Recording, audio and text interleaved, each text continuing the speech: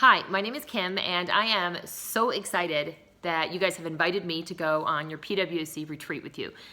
I would be thrilled and honored to go with you guys as a guest, much less your speaker. And so thank you. I'm super excited about the material that I get to share with you. And I'm really excited just to spend some time with some military wives. My husband retired from the Army 5 years ago. And during our time in the Army, Fort Hood was our second duty station, which was from 97 to 2001. And it was at Fort Hood that some of the material that I'm going to talk about on the retreat, it was at Fort Hood that kind of God planted some of those thoughts in my mind and in my heart. And it was through some mentorship that I received at Fort Hood and a Bible study that I took in PWC there that I really started to chew on this stuff and to try to figure out what it means. Not just that I am who God says I am. We're going to talk a lot about identity in Christ. You hear a lot about identity in Christ, but it took me a long time to figure out in my own life what it means to walk out of that. Because there's a difference between knowing that I am who God says I am and knowing how to actually, in a practical way, live that out in my life. What does that mean in my spiritual disciplines? What does it mean in the way that I serve God?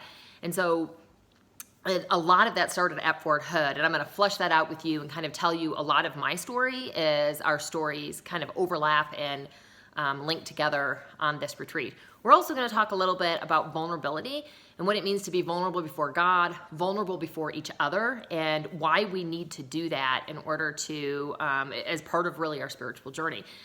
Another thing we're going to talk about is how to take thoughts captive and make them obedient to Christ. And so we'll do some exercises on that and try to figure out what are the things that we are allowing in our thought life that are, it's literally kind of wiring our brain to think a certain way. And if those things are not truth, then we're sort of brainwashing our own brain to think thoughts that go against what God says about us and about other things in the world. So we'll talk a little bit about that.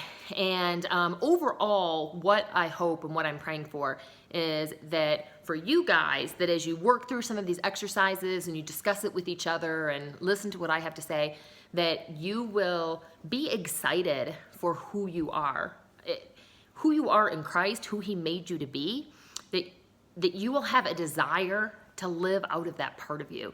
If that's who you were made to be, if there's a creator and there's a creative plan for your life and a person that God made you to be, man, I don't know about you, but I want to be that person. I don't want to be a false sense of that person. I don't want to put on a mask or wear a false self. And I don't want to constantly just be trying to be how I think a Christian should be. I want to authentically and genuinely be who God created me to be and do the things that God created me to do. And so it's a lot that we're going to talk about, but it will also be fun.